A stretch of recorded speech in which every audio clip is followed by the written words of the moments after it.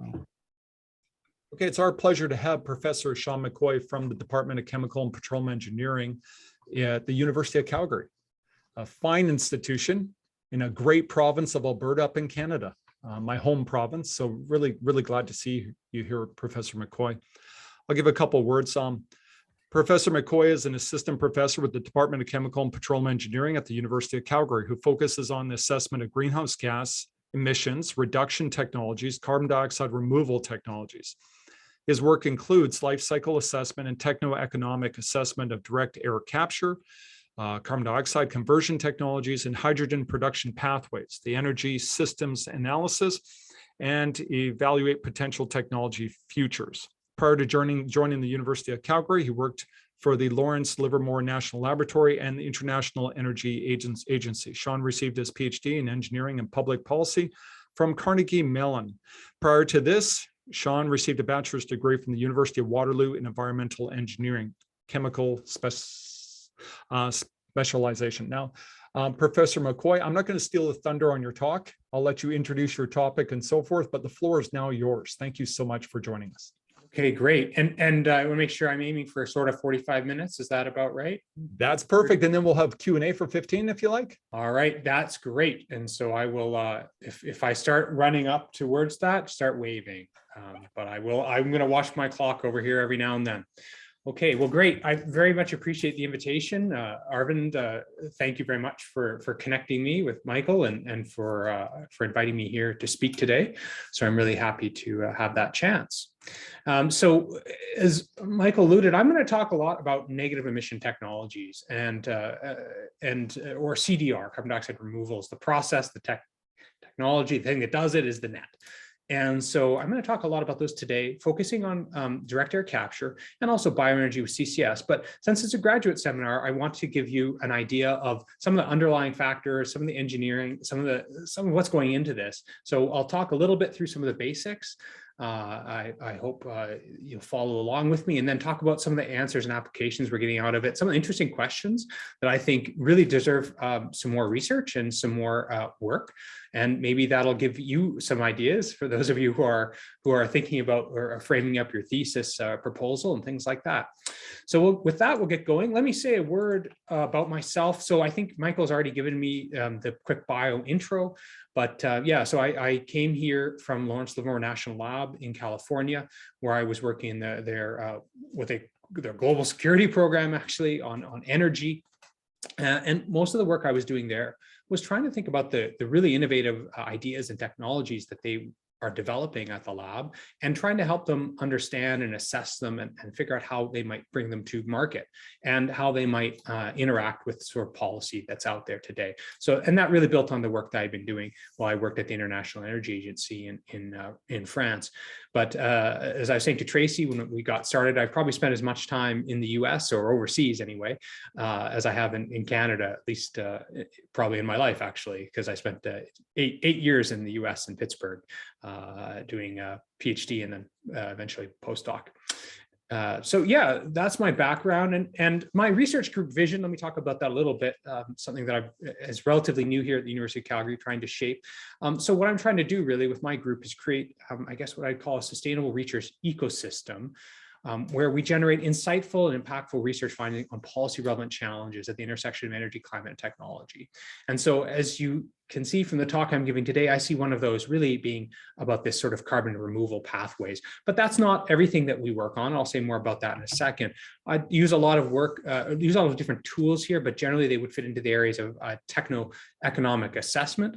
And sorry, my tablet's not working the way it should, so I'm going to work with my mouse, not as neat and tidy as my tablet, but so techno-economic assessment, right? So this is coupling performance of technologies, representations of these technologies together with economic information, understand their costs and performance, and life cycle assessment. And life cycle assessment, right? This is thinking about the impacts of producing goods or services on the environment around us, and do a lot of work with that. And I try to couple that to actually the technology representation fundamentally, right? You can do LCA, a lot of LCA gets done without that coupling, but I really try to work that together and hopefully bring this all together, think about energy system modeling, the way technologies might fit into the bigger picture. So those are all the sorts of tools that we use. We use the typical things that you might be familiar with: Aspen, HYSYS, MATLAB, the basic tools to model performance. And in the LCA space, we use a lot of OpenLCA, a bit of Python. And we're working a lot here in Alberta, or here at the University of Calgary. In my group, we started to use the Tomoa Energy Modeling Framework as something here to start modeling the Alberta energy system, which is where we're at right now. So I apply these sorts of methods in areas in addition to direct air capture and carbon dioxide removal and CO2 conversions, hydrogen futures, geologic storage of CO2, since that's a very much integral part of all of this, and sort of negative emission bioenergy and biomaterials. And so that's the sort of area that my students are working now. I have about 10 or 12 folks in my, what we call HQP, highly qualified personnel. That's students and postdocs in my group today. So let's talk about why I'm so interested in direct air capture and carbon dioxide removal. So I think one of the key factors, which I hope you've heard and you understand, but I'll repeat here, is that if we want to limit climate change, and that's represented by an increase in global average surface temperature, we need to limit our cumulative emissions. And so what this figure shows, this is out of the 2018, I believe this is the IPCC special report on 1.5 degrees Celsius, is we have cumulative carbon dioxide emissions along our x-axis here, surface temperature increase on the y-axis. And what you can see is that roughly where we are today, we've got something like about 1 degree Celsius, so 1.8 degrees Fahrenheit of warming at the surface of the Earth. And we've emitted something like 2,000 billion tons or gigatons of carbon dioxide in the atmosphere. And that if we use various different models, we can see that the more we emit, the higher the temperature increase is likely to be. And so if we want to limit our emissions at around 1.5 degrees Celsius, which is the goal of the Paris targets, between where we are today and where we could be in the future, we have something like 500, 600 gigatons of carbon dioxide emissions that we can continue to put in the atmosphere over a very long time frame, 100 years, hundreds of years anyway. And so that means that sort of the clock is ticking on us, right? We emit 42 billion tons a year of carbon dioxide, and that was in 2018. And of course, we've been a little bit flat since then because of COVID, but that means we have a finite amount of time here to limit our emissions. And if we want to limit global temperature rise at any level. So whether you believe it should be 1.5 degrees, 2 degrees, 3 degrees, at some point we have to start limiting emissions and reducing them as soon as we can. So that sort of idea of limiting emissions means we have to go from where we are today at 42 gigatons of CO2 a year and start thinking about how we get down a lot.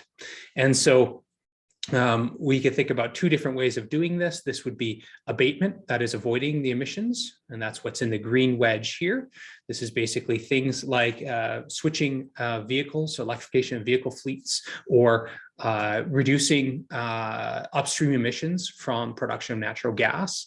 And then we can start to think of things that are actually negative emission technologies. And so what does that mean? That means we're actually going to take emissions out of the atmosphere and start drawing them down. And that's why we have this negative line here in blue.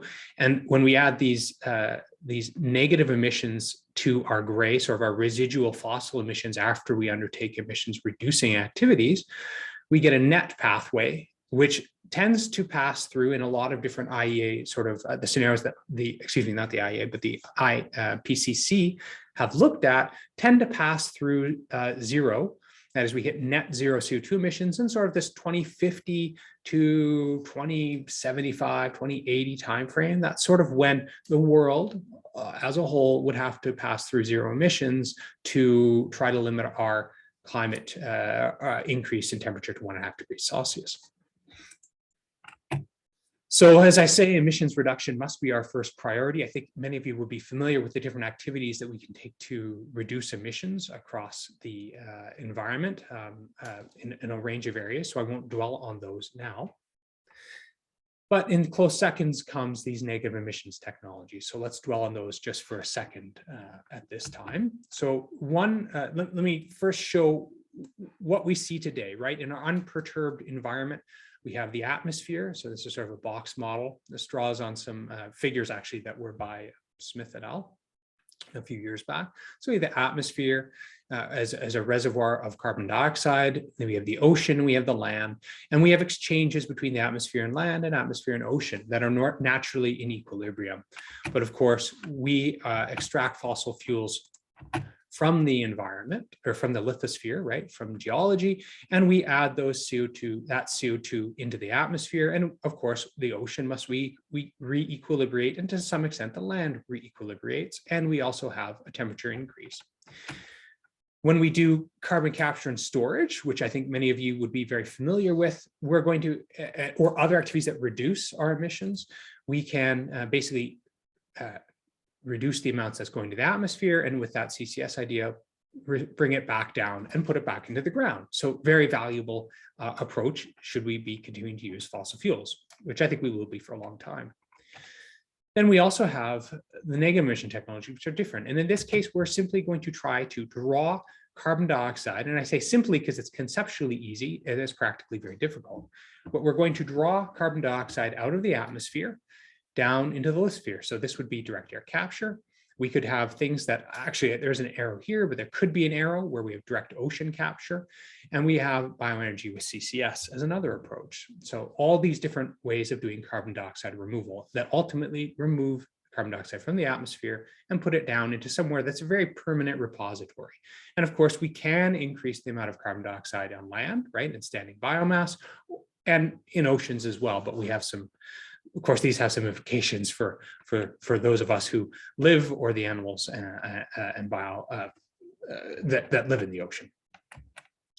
So what are three necessary characteristics of negative emissions technologies? So they have to remove CO2 from the atmosphere or also from the ocean. They have to sequester the CO2 permanently or nearly permanently. And while we do all of this, and this is where sort of life cycle thinking comes into play, we have to emit less in the way of CO2 than we remove, right? We don't just want to be spinning our wheels and dumping carbon dioxide into the atmosphere and making the problem worse in the process of removing carbon dioxide. So we have to have that sort of that balance that we have to strike. And that final bit really is quite challenging. And a couple of authors, Tanzir and Ramirez, Professor Andrew Ramirez from Delft, she also suggests that there's a fourth component of this, which is you have to be able to verify this. You have to monitor and verify that you've been able to take this CO2 out and put it away. So that adds another wrinkle, which is quite important when you think about some of the natural pathways to carbon removal through the land in particular.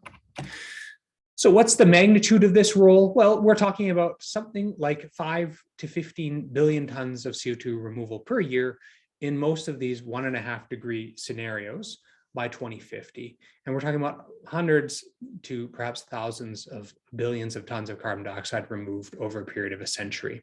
Now, I think this is somewhat academic, this thinking, right? These are energy system modeling scenarios that get us to 1.5. Certainly they have realistic costs in it, or what's believed to be realistic costs, but to achieve this level of drawdown of emissions from CDR, it will be extraordinarily challenging, I think. And getting to this cumulative total means we also will need a lot of space to put carbon dioxide. And as I think many of you are well aware, theoretically, there's lots of space under the ground and in say in aquifers, for example, or depleted oil reservoirs to put carbon dioxide, but there's a lot of challenge in making that accessible. But we see this big removal because not only are we addressing these difficult to mitigate emissions, and that's aviation, sort of industries, and perhaps agriculture, we're also potentially leaning on carbon dioxide removal to basically dig us out of our carbon deficit. If we put too much into the atmosphere, we can pull some out after we've exceeded our budget to bring us back to something reasonable. And I think a lot of people are asking the question, because of this large dependence, are we betting the farm, so to speak, on this technology? I think that's a very important question. So what are the approaches? We've talked about it generally. What are some of the approaches for CDR? There's a Royal Society report a few years ago, and so this is sort of modified from that report. There's different carbon reservoirs.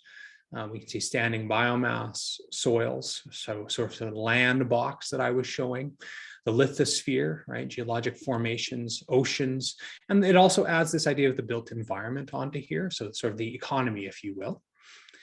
And for CO2 removal methods, we have biological uptake, natural and organic reactions, and engineered systems. So you can see that in some boxes, we have quite a few options. So these sorts of biological uptake and with storage and biomass and soils tend to be referred to as sort of natural pathways to carbon removal. A lot of interest in those because, as you can see, they have co-benefits, for example, forest management, afforestation, they have ecosystem benefits that might come with them. And then we also have these sorts of engineered approaches, what I would say here. And even though BECCS, bioenergy with CCS, which I'll talk more about in a moment, appears under biological uptake, I would lump it as being very much an engineered system because we have to harvest biomass and convert it into something which provides energy, at least in the energy sense of BECCS, because there's also biomaterials, and do the CCS. And of course, we have these engineered approaches, direct air capture and mineralization. So I'm not going to dwell on mineralization today, but I'll talk about DAC and BECCS. And again, these are all likely to be needed. So I want to leave you with, there's one thing I'd like to leave you with, it's that not any one of these technologies is going to be a silver bullet, but there's going to probably be a portfolio of different technologies and different approaches to CDR that would be needed if we're going to achieve our targets. So these things are not monolithic. CDR is many different things. So let's talk about direct air capture.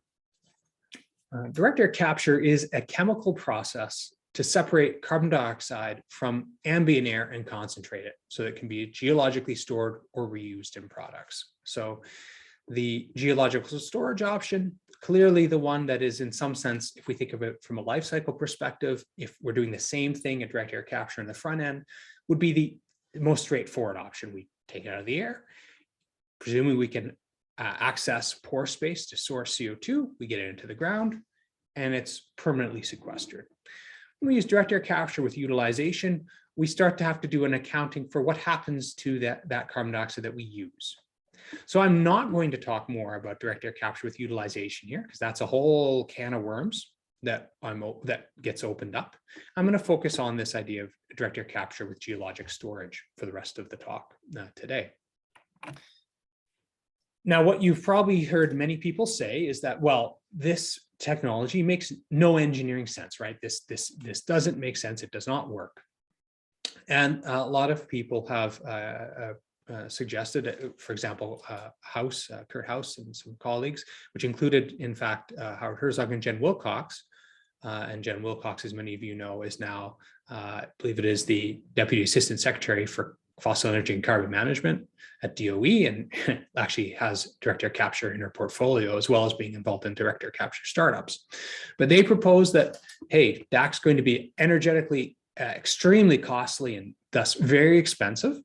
And they argued this based on what's referred to commonly as a Sherwood plot. And so this Sherwood plot here that I'm showing on the right-hand side of the left-hand side of the screen is showing you concentration of whatever you're interested in extracting and the price of removals. And what Sherwood originally argued, and Grubler extended the analysis to suggest, is that, of course, the lower the concentration of a product that we wish to extract, the higher its cost, or the price of the product. I'm not sure whether this is meant to be price or cost specifically, but the point is it's just more energetically and thus and material-wise costly to extract these low concentration materials, and that the things that we see all the time as typical chemical engineers, for example, in gas processing, or down in these areas are relatively easy and low cost.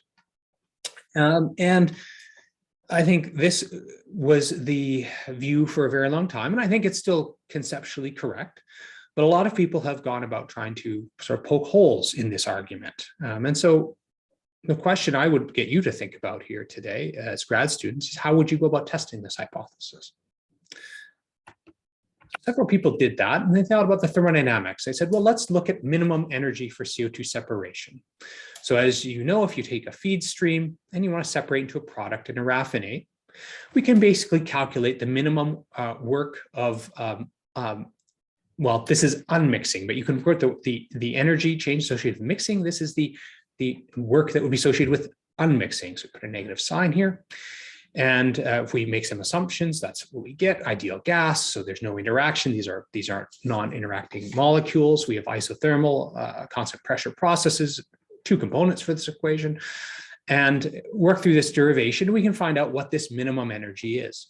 So let's take a look at that. So indeed, minimum work here on the y-axis, recovery, that's the amount of the feed CO2 that we're actually taking out of that stream, would show that if we have to capture CO2 from a source, it's relatively low cost to capture CO2 from a steam methane reformer or a pulverized coal plant, or even a natural gas combined cycle, as shown by these lines, for all different recovery concentrations or recovery rates of the feed relative to air.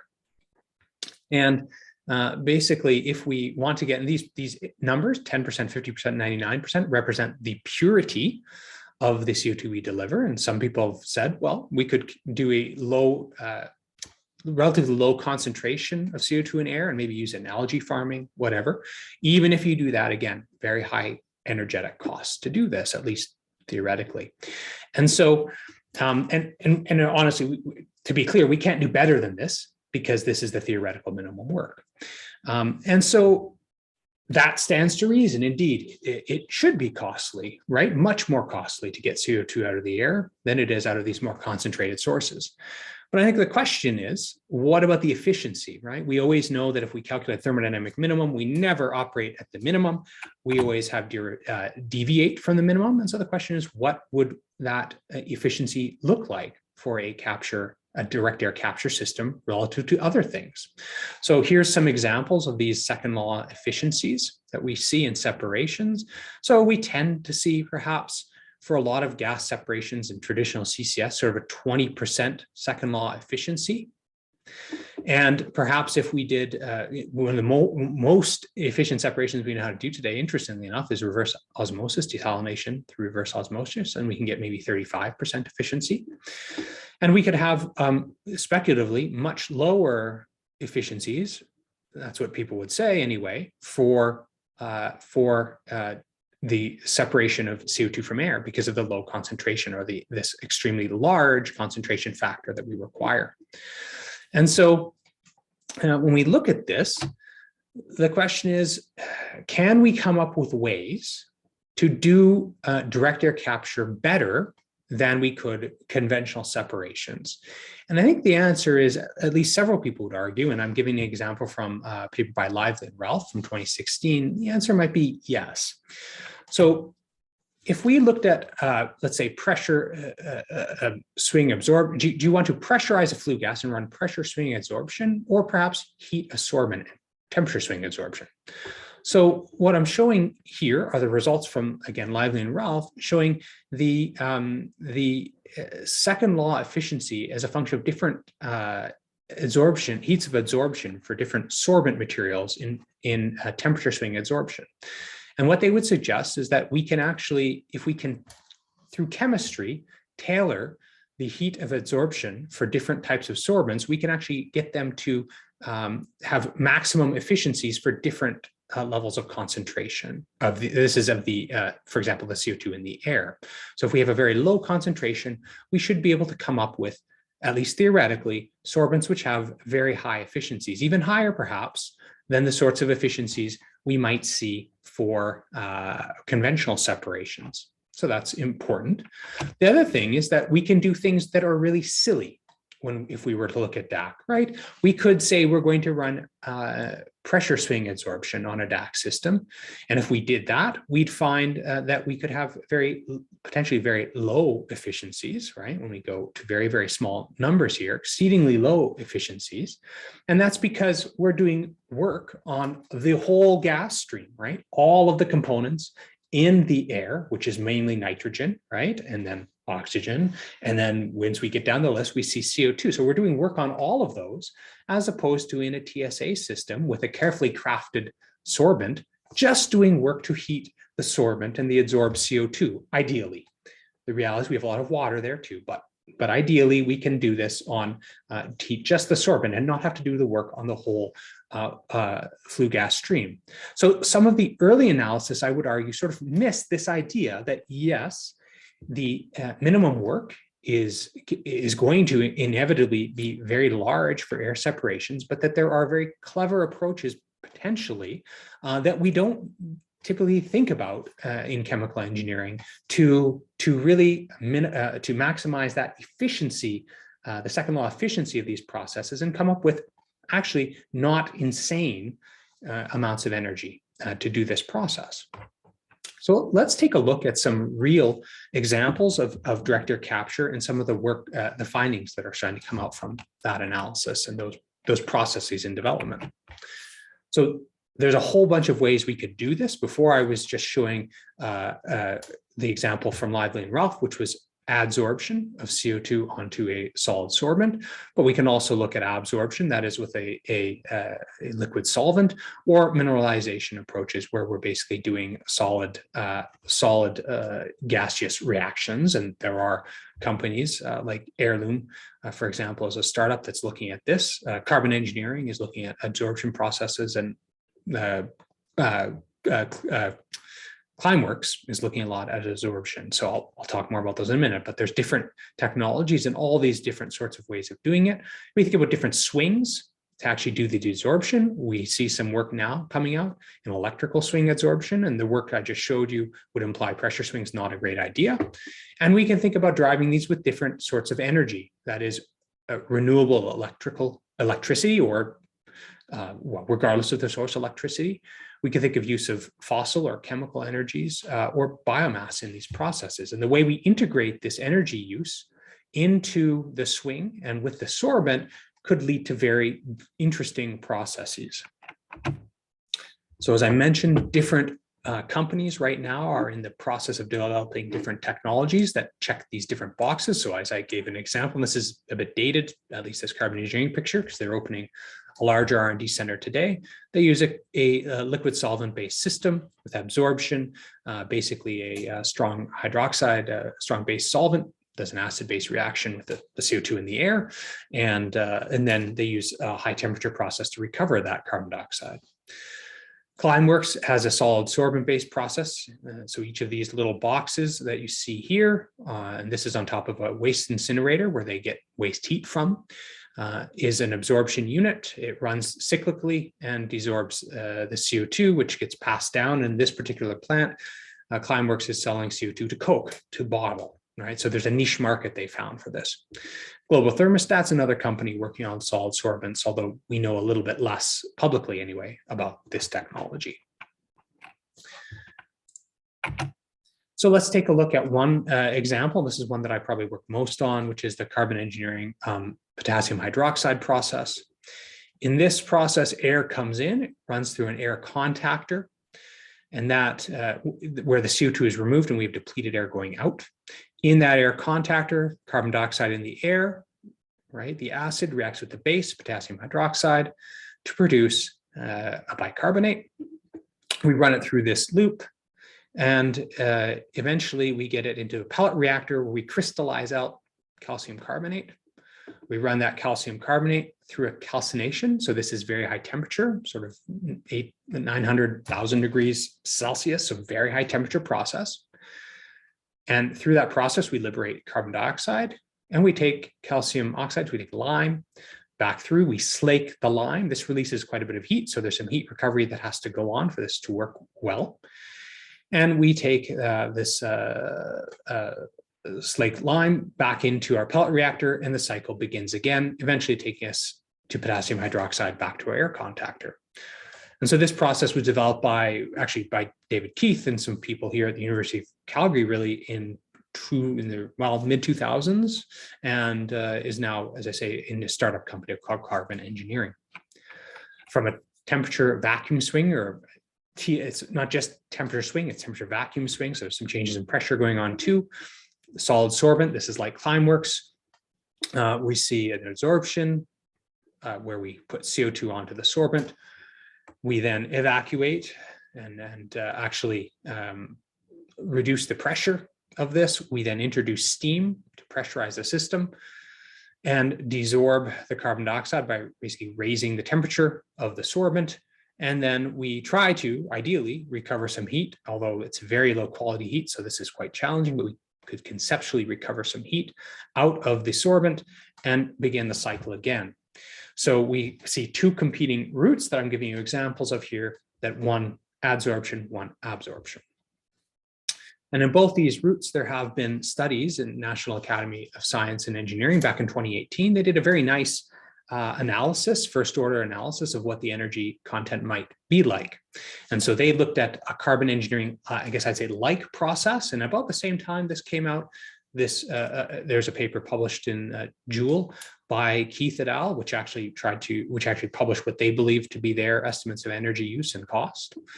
And there have been quite a few studies of the adsorption-based processes, and so that was also a model, but they use a generic sort of TVSA process.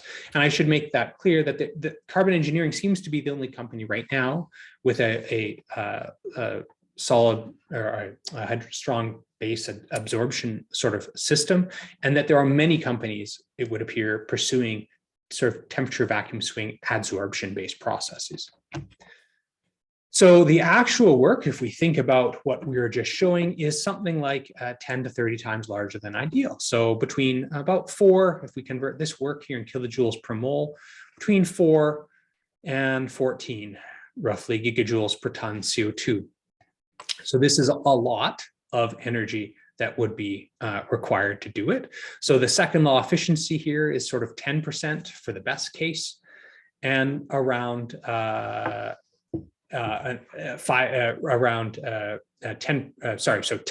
for the best case of solid sorbent, and or 10% for the best case of solid sorbent, excuse me, and around 5% if we can do some heat recovery for the same solid sorbent. And of course, much lower they would propose for these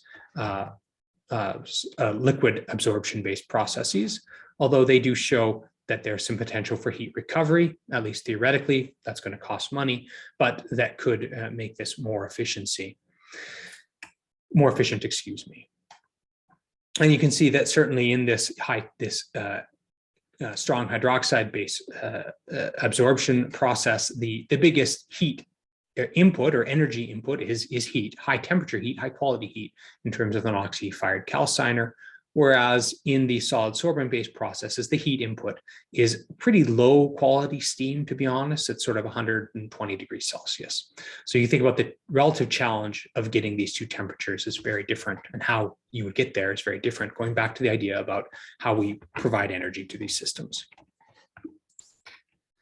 When we look at this, then you could be asking, well, if we put all this energy in, how do we know it's going to give us a climate benefit on the life cycle? And indeed, there has been work that has looked at that. So across the life cycle, if we look at for a solid sorbent-based process like the Climeworks process, if we have very high carbon intensity electricity, for example, here on this line, if we have a conventional DAC system, quote unquote, today, based on the technology we have, if we have carbon intensity of electricity, which is sort of around a natural gas combined cycle, sort of in here, we're not really going to get much benefit out of capturing CO2 from the air. So this would be if we store the CO2, what benefit we would get from capturing that CO2. So if we were to store, let's say if we had sort of NGCC carbon intensity, natural gas combined cycle carbon intensity in here, maybe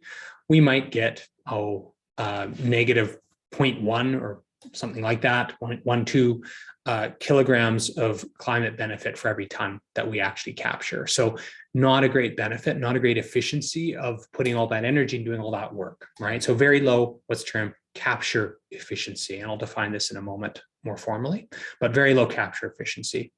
Of course, if we can have higher, more efficient processes that run on lower carbon electricity, so for example, with heat pumps, we could, and lower carbon electricity, maybe in the realm of renewables, we could start to see much higher efficiencies, much better returns on the energy that we're investing to do this CO2 removal. But when we talk about this, that's sort of the impact of DAC on climate, that is to pull CO2 out of the atmosphere. The other flip side of this, which hasn't been substantially investigated, is the impact of direct air of climate on the process itself. So one of the key features is that we aren't of DAC is that we're not operating on a feed stream that has a very constant composition, or well, it has a relatively constant composition, but it has very different temperature, very different relative humidity, as an example. So we've looked at some work, which is in review right now with my postdoc, Keju An, who is actually just left the group and is headed off to one of the US national labs to take up a job there. We looked at what would happen if we, instead of looking at sort of the design point, which is published for the carbon engineering process, which is sort of around 21 degrees Celsius, and I believe it's 65% relative humidity. Instead of looking at that, if we looked at what the temperature here is in Calgary on average, which is in this time, March 20, in 2020, 2021 was 4 degrees Celsius, so much cooler here, and a little bit drier. And so when we looked at these conditions, what we can see is that if we go from well, I think it should make sense that if we reduce the temperature, we're going to reduce the reaction rate, that acid-base reaction, somewhat. Even though it's a relatively fast reaction, we're going to reduce it, the rate of that reaction somewhat. And as a result, we're going to capture less CO2. So if we go from what the carbon engineering design point is, which is about 75% of CO2 captured, so this is of air going into the contactor, and we reduce the temperature down to Calgary year-round conditions, we might see, so we're going down to sort of in this ballpark, we might see sort of 58, 60% CO2 capture is our estimate out of that air contactor. So that has knock-on effects through the process. It means that we also, and I'll show the knock-on effects in energy in a moment, but it also means that we are going to change the amount of water we produce. So we might, decreasing the temperature, end up producing, evaporating less water to the atmosphere. So going from sort of this realm for carbon engineering down to here. So not a drastic change. So we're still of the same sort of area of our surface plot. But we could imagine that if we put this plant in the Permian Basin, which is somewhere that carbon engineering is talking about placing it, where we might have drier conditions or perhaps hotter conditions, we could actually have a lot of water that's being lost to the atmosphere. And so this is a bit of a challenging situation that I think that process faces with, which is outside just our typical thinking about climate. And those effects have come through on energy consumption, and it basically means that per gigajoules per ton of CO2 that we need to capture, we basically see as that capture rate goes down. So as temperature falls, average temperature falls for that plant, the amount of energy per ton goes up. And we see that the efficiency of capture falls somewhat.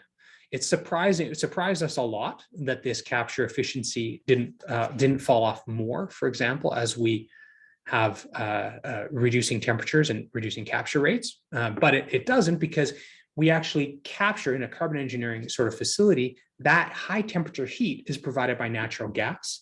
And we run an oxy-fuel capture system to remove all the CO2, both from the air and from the natural gas fuel provided. So the actual impact on the amount of CO2 that's emitted is relatively small. And it becomes larger when we increase the upstream emissions associated with our gas supply. So what we did find from this is it surprisingly doesn't have a big impact on life cycle carbon intensity, but we did find, and I'm not showing the results here quite yet, that we did see that those results mean that the cost of capture can go up a lot. So where carbon engineering would say that their base plant might end up could be at a cost of sort of $200 a ton, what we found is that if we were to reduce the temperature to Calgary-like conditions, you might have $400 a ton capture. So that means that this is going to be that particular process could be very expensive. And it also leads us to think that maybe there are different types of capture processes that are suited for different climate conditions. And it may also limit the amount of DAC that we can do and mean that we should be looking to other capture routes. So just about our time, but let me wrap up by saying a couple things about bioenergy with CCS. Because it's the OG, if you will, of CDR. So bioenergy with CCS was pitched, initially conceptualized by Bob Williams at Princeton, probably in the late 1990s, as well as Michael Obersteiner at IESA and fellow by the last name Mollerstern at KTH in Sweden. And so this idea was basically that they looked at the bioenergy system and said, well, if we use bioenergy, ideally, and this is important to say ideally, because this is we have a lot of emissions that come in and land use change and environmental impacts that come with harvesting biomass, but ideally it could be carbon neutral. And if we do bioenergy with CCS, we pull CO2 out of the atmosphere into biomass, we convert that biomass to energy, and we deposit the CO2 into the ground, right? So again, another route of basically like DAC, which takes CO2 from the atmosphere, puts it into the ground, can remove carbon. So it can be applied to any number of different biomass conversions. And that could include biomass to electricity, which is the original concept that was viewed. Then we also had early on as well some thoughts from Harun Khashoggi, who may still be with, I'm not sure, ExxonMobil, who thought about biomass to fuels.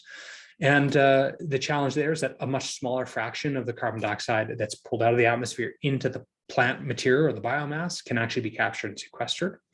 And biomass to materials, which is not all that well researched, but it's clear that we can sequester carbon in that in the economy, in materials and building stock. So very important that there's different approaches to BECCS. So let's just take an example. I'm going to skip that to take a look at what might be the case for ethanol, because we're now doing, as is already happening in Oklahoma and into Texas, we do enhanced oil recovery with CO2 captured from ethanol fermentation. And so if we took that carbon dioxide and stored it geologically without enhanced oil recovery, we could talk about that. If we have questions about it after, that's a whole other can of worms that I've been working on. But if we put that CO2 into the ground, we could have emissions which are much lower than conventional ethanol. So conventional ethanol would be something like, I shouldn't pin us on a number here. The reduction is what's important, but let's say it's around 60 grams of CO2 equivalent per megajoule over the life cycle of ethanol fuel. If we were to do CCS, just by capturing the carbon dioxide from fermentation and thereby awarding ourselves a credit for that CO2 removal, it might come down to 23. And if we were to also capture CO2 from fossil fuel use in the fermentation process, it could come down further to perhaps 14. So substantial reductions.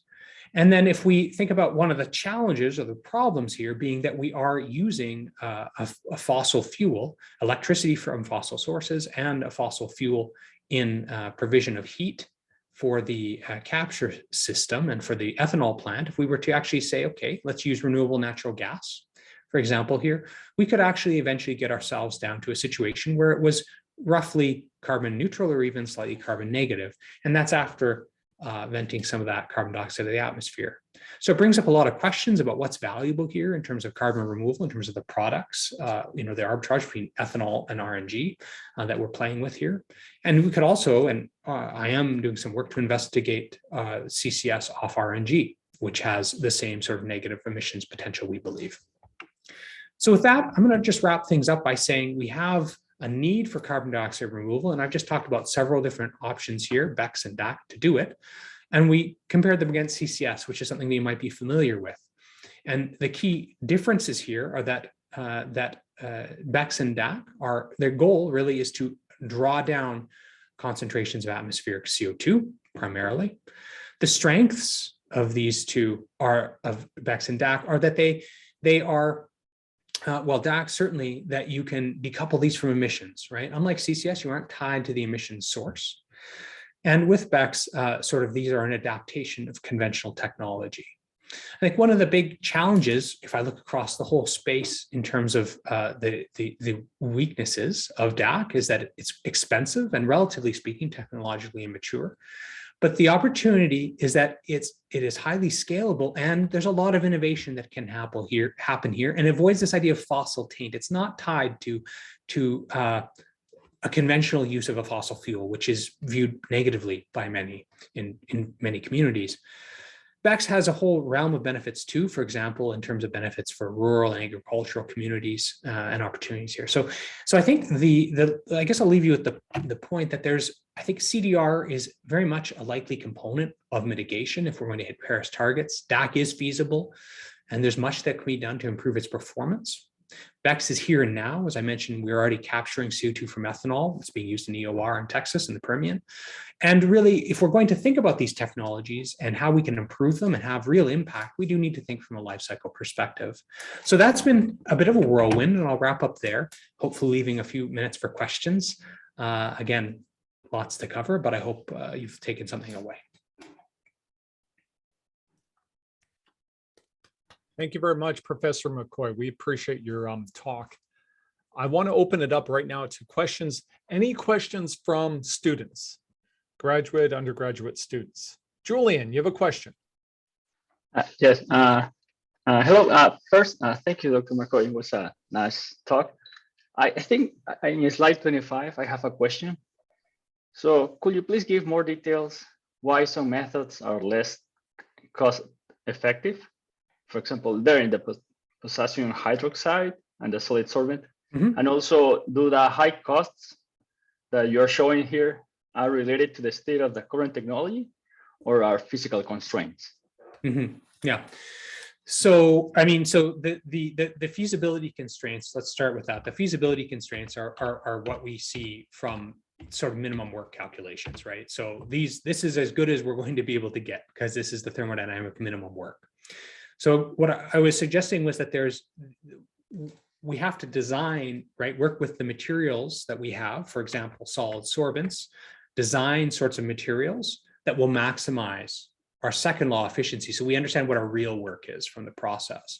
And if we look at these on slide 25, which you alluded to, the sort of real work that we're estimating today, there's a big range, right? And so these are based on the materials that we have.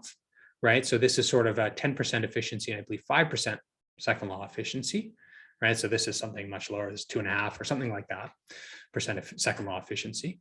But so these sorts of so there's what I'm showing you here is basically based on what we have today, right, for practical materials to do this. And I think there's some argument actually, frankly, as to whether we can get to these levels. I think this might be a little theoretical. A lot of the work at the time this was published didn't look at co-absorption of absorption of water from the air.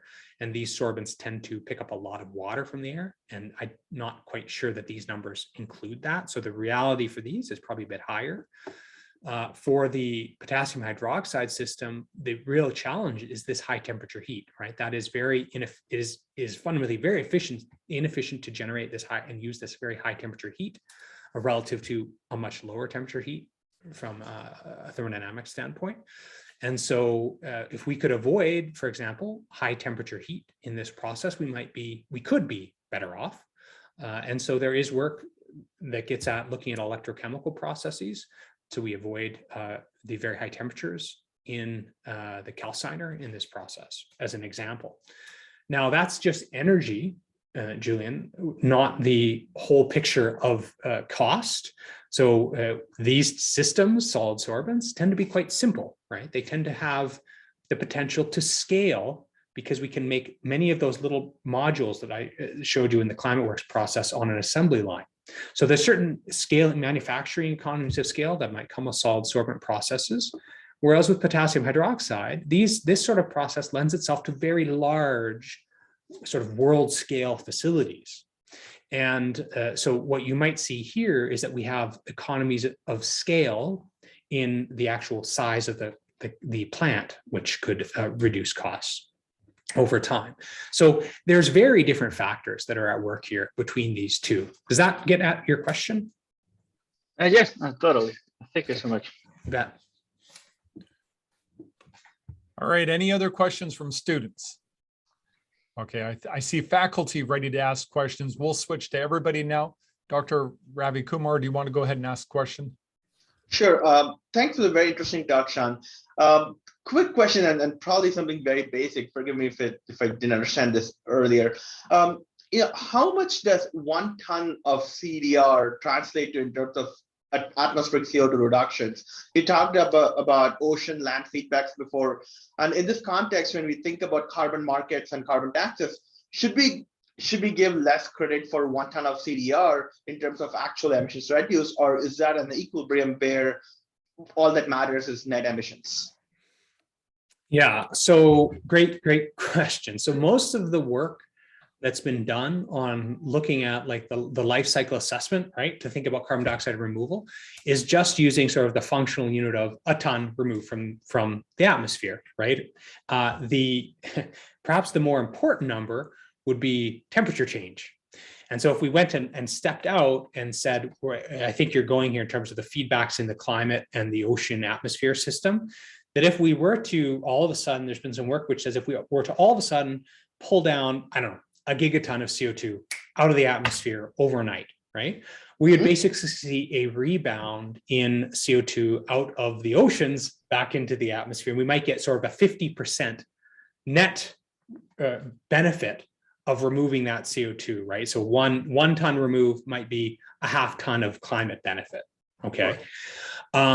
If we avoid CO2, we'd never have to go worry about the equilibrium and the CO2 to begin with, right? In the climate. So avoidance of the emission to start with is in my opinion, much more valuable than the removal after the fact but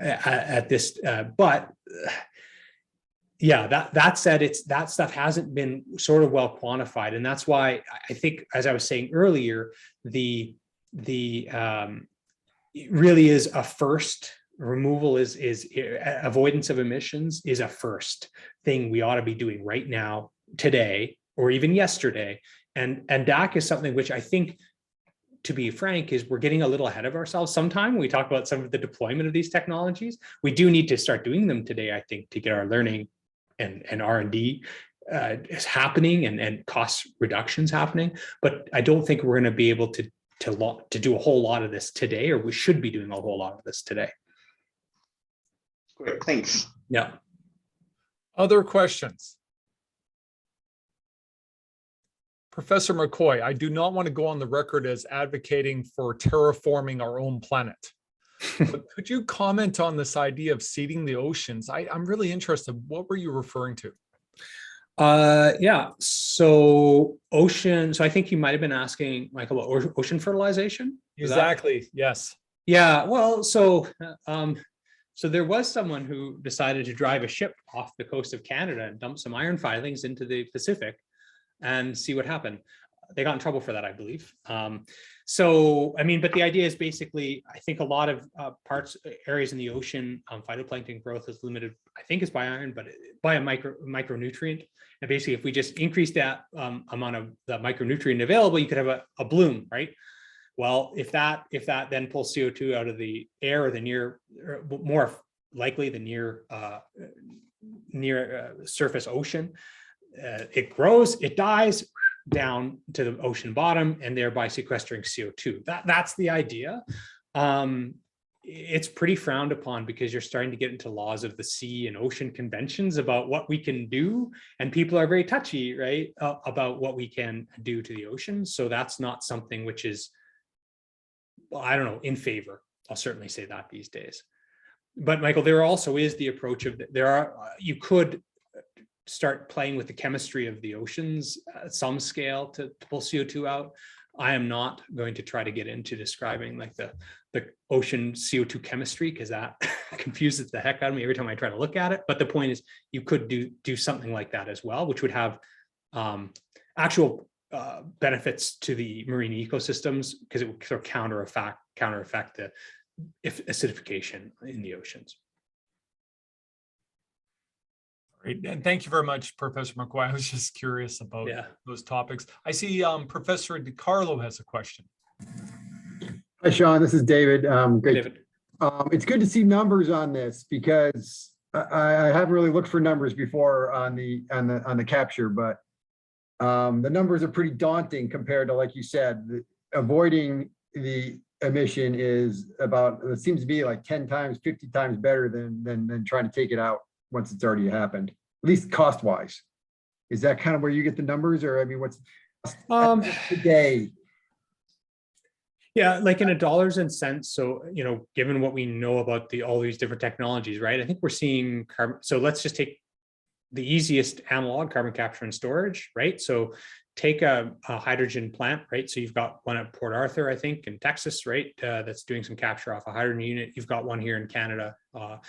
We're just avoiding fossil fuels to begin with and just going. Well, yeah. Well, okay. So that's a question which I'm not going to guess at exact mitigation costs of avoiding them altogether, right? So I don't know, Arvin would probably be a better place to talk about what some of these avoided costs are, like for vehicle electrification versus fossil fuels, right? So I'm not commenting that, but I can say with the closest analog of like CCS, you're talking about double to 4 times the cost would be my guess. And CCS is viewed as expensive, so. Yeah. This hasn't even gotten into the storage part yet. This is just the separation part, basically. Yeah. So, okay, but yeah, it's good to see that what actual processes and actual numbers are possible here, at least today. Yeah. It is always good to see these kind of be proved too. So anyway, very good. Thank you very much, Dr. DiCarlo. Any other questions from the group? Well, looks like we're Professor McCoy, thank you very much for your presentation, spending time with us down here in Texas. We appreciate it. You bet. Thanks a lot. I enjoyed it, and hope you guys got something from it. If you do have questions, please feel free, students, feel free to reach out to me. I'm happy to respond to email. Awesome. Thank you. Thanks a lot. Bye-bye. Bye.